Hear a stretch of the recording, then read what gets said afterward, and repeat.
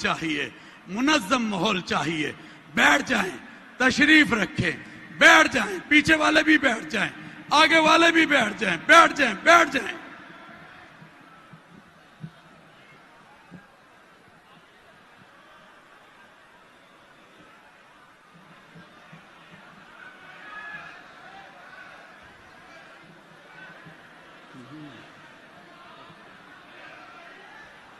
شور نہ بچائیں بھائی، بیٹھ جائیں. اتنی تعریف آپ کی محبت کی ان کو پہنچی ہے.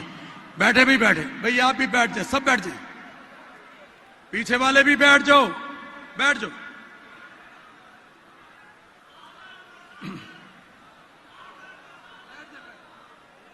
الحمدللہ والصلاة والسلام علی رسول اللہ وعلی آلہ وصحبہ اجمعین. اما بعد، اعوذ باللہ من الشیطان الرجیم. بسم اللہ الرحمن الرحیم. واعتصموا بحبل اللہ جميعا ولا تفرقوا. رب اشرح لي صدری ویسر لي امری واحلل عقدۃ من لسانی یفقہوا قولی. میرے محترم مولانا سید عبد الخبیر آزاد، امام اور خطیب بادشاہی مسجد، minister of health, minister of transport, میرے محترم بزرگوں اور میرے عزیز بھائیوں، السلام علیکم ورحمۃ اللہ وبرکاتہ. اللہ سبحانہ و تعالیٰ کی رحمت اور برکت آپ سب پر ہو.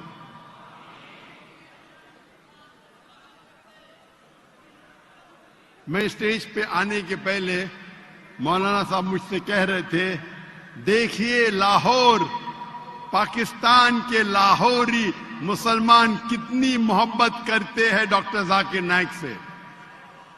تو میں نے کہا آج کمپٹیشن ہو جائے، کون زیادہ محبت کرتا ہے، ذاکر نائک پاکستانیوں سے یا پاکستانی ذاکر نائک سے.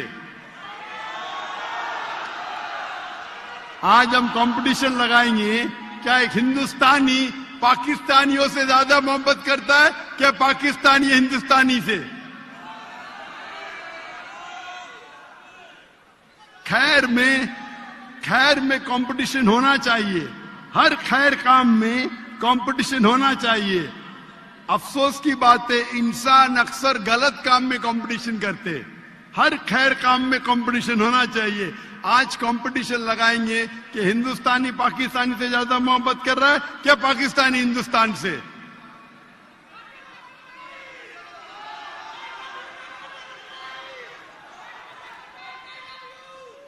I love you too.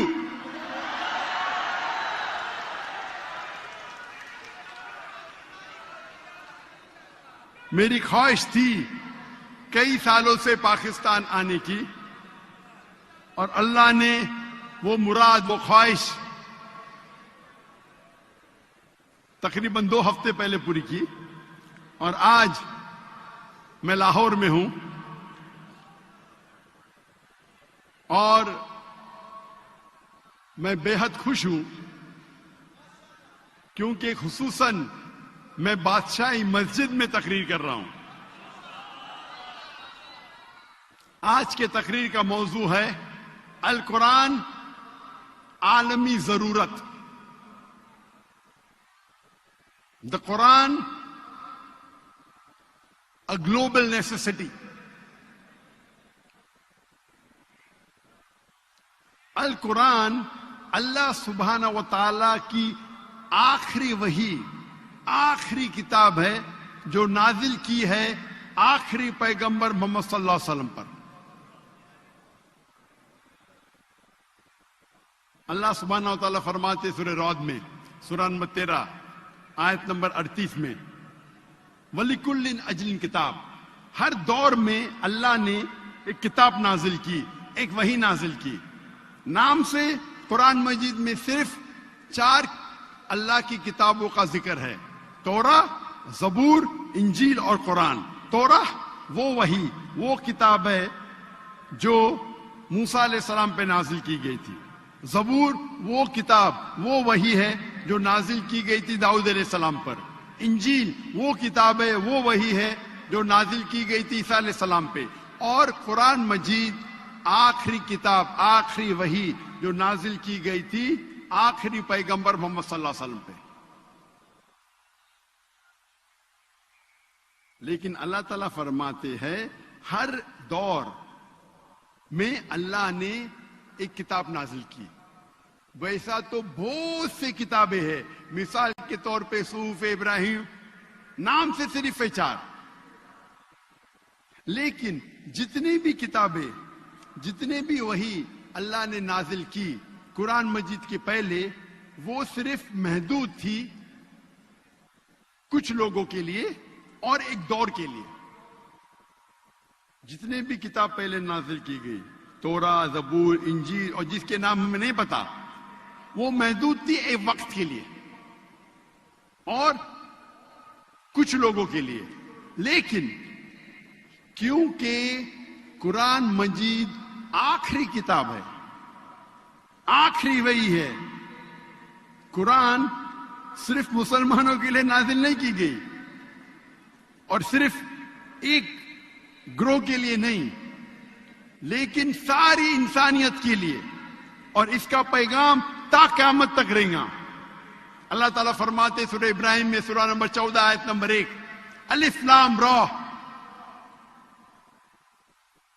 ہم نے نازل کی یہ کتاب محمد صلی اللہ علیہ وسلم پہ تاکہ وہ انسانیت کو اندھیرے سے روشنی میں لے آئے. قرآن یہ نہیں کہتا ہے کہ صرف مسلمانوں کو اندھیرے سے روشنی پہ لے کے آئے.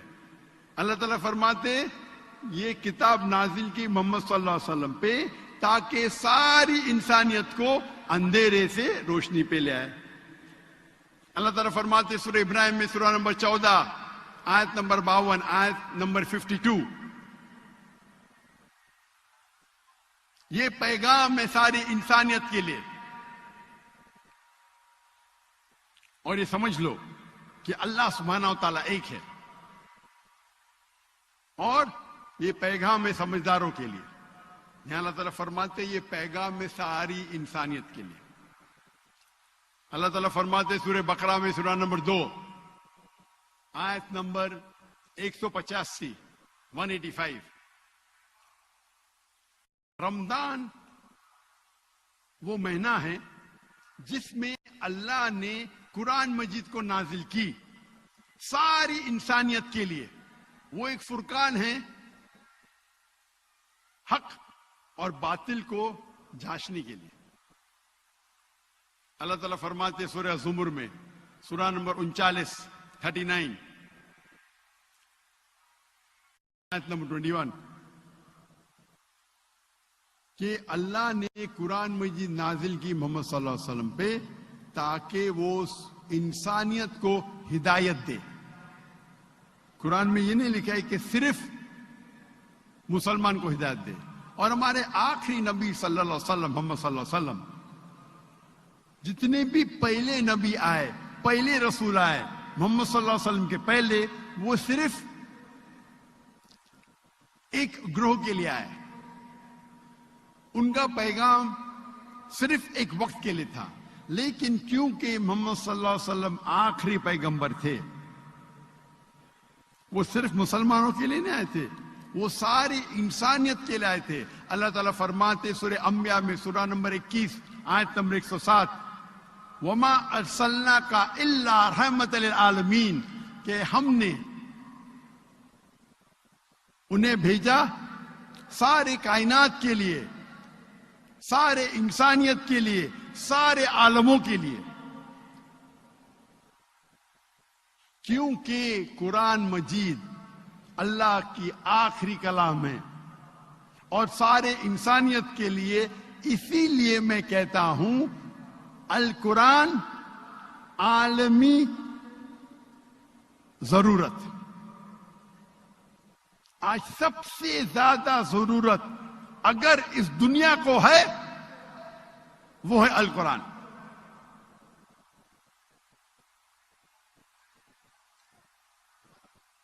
قرآن مجید is the future world constitution. وہ دنیا کا دستور ہے. قرآن مجید دنیا کا کانسٹیٹیوشن ہے. قرآن مجید سب سے حق کی کتاب ہے دنیا میں. یہ ایک عالم کے لیے پیغام ہے. یہ فوارہ ہے حکمت اور رحمت کا. یہ ہدایت ہے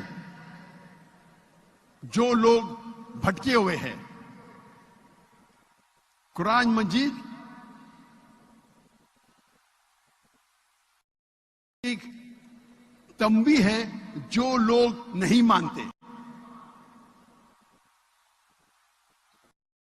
اور جو لوگ شک میں ہیں ان کے لیے حق کا پیغام ہے.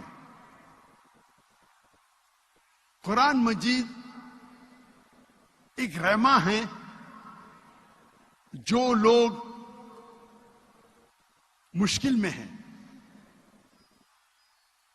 قرآن مجید ایک امید ہے مظلوموں کے لیے. تو ہم عبادت کرتے ہیں. جو چیز اللہ سبحانہ و تعالیٰ نے قرآن مجید میں کہا ہے کہ ہم پرہیز کرنا چاہیے، اگر ہم پرہیز کرتے ہیں ہم اللہ کی عبادت کرتے ہیں. اللہ کہتے ہیں اطیعوا اللہ اطیعوا الرسول، اللہ کی بات مانو، اللہ کے رسول کی بات مانو. اگر ہم اللہ کے رسول کی ہدایت پہ عمل کرتے ہیں ہم اللہ کی عبادت کرتے ہیں. جو چیز اللہ کے رسول نے کہا کرو اگر ہم کرتے ہیں، اور جو چیز اللہ کے رسول نے کہا نہیں کرو اور ہم نہیں کرتے ہیں تو ہم اللہ کی عبادت کرتے ہیں.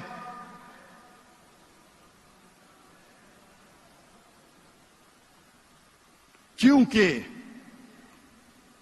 یہ قرآن مجید ہمیں کہتا ہے کہ یہ زندگی ایک امتحان ہے اور ہمارے حیات مقصد بیان کرتا ہے. اسی لیے میں کہتا ہوں کہ قرآن عالمی ضرورت.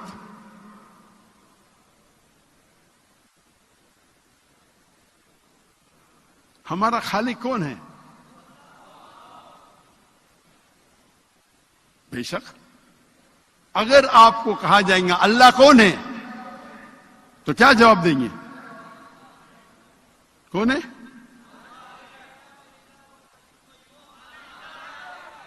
سب سے بہترین جواب اور سب سے مختصر سا جواب اللہ تعالیٰ فرماتے سورہ اخلاص میں، سورہ نمبر 112 آیت نمبر 1 سے 4، قل هو اللہ احد، کہو کہ اللہ ایک ہے. اللہ الصمد، اللہ ایبسولوٹ انٹرنل، لم یلد ولم یولد، نہ وہ جنا ہے نہ کسی کو جنتا ہے. ولم یکن لہ کفوا احد، اس کے جیسا اس کائنات میں کوئی بھی نہیں. یہ سب سے مختصر سا جواب ہے. اللہ سبحانہ و تعالیٰ کا ڈیفینیشن ہے. اس کی تعریف تو ایسا ہے، اللہ تعالیٰ فرماتے سورہ لقمان میں، اگر آپ سارے پیڑ کو دنیا میں قلم بنا دیں گے اور سارے سانس، سارے سمندر اور سات سمندر ملا کے شے بنا دیں گے، انک بنائیں گے، تو بھی آپ اللہ تعالیٰ کی تعریف نہیں لکھ سکتے. لیکن سب سے مختصر سا جواب ہے سورہ اخلاص. سورہ اخلاص از دا لٹمس ٹیسٹ. Touch stone. آپ سونے کو جاننے کے لیے سونا کتنا کھرا ہے جاننے کے لیے کیا کرتے؟ آپ ٹچ سٹون کے اگینسٹ سونے کو رب کرتے ہیں، رگڑتے ہیں، اور جس طریقے سے اس کا رنگ آتا ہے ہم چارٹ پہ دیکھتے ہیں اور کہتے ہیں کہ سونا 24 کیرٹ ہے یا 22 کیرٹ ہے یا 18 کیرٹ ہے، یا سونا نہیں ہے، کیونکہ ہر چیز جو چمکتی ہے وہ سونا نہیں ہے. سورہ اخلاص اللہ کو پہچاننے کا تلسمہ ہے، اللہ کو پہچاننے کا ٹچ سٹون ہے، لٹمس ٹیسٹ ہے. مثال کے طور پہ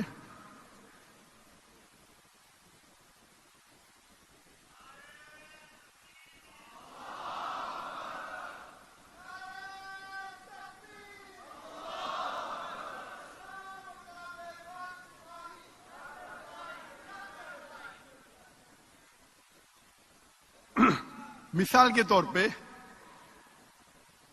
کئی انسان کہتے ہیں کہ بھگوان رجنیش خدا ہے. ہم ابھی چیک کریں گے اس تلسمے کے ساتھ سورہ اخلاص کے وزن پہ کیا بھگوان رجنیش ٹیسٹ پاس کرتے ہیں کیا نہیں, اس ٹیسٹ کو پاس کرتے ہیں کیا نہیں. سب سے پہلا ٹیسٹ قل هو اللہ احد, کہو کہ اللہ ایک ہے. کیا رجنیش ایک ہی ہے؟ کئی انسان کہتے ہیں میں بھگوان ہوں, اور ہم دیکھیں گے کہ ہندوستان میں کئی ہزاروں لوگ کہتے ہیں کہ میں بھگوان ہوں. رجنیش ایک نہیں ہے, لیکن رجنیش سے بھت کہیں گے نہیں وہ ایک ہے. ہم دوسرے ٹیسٹ پہ جاتے ہیں, دوسرے آیت پہ.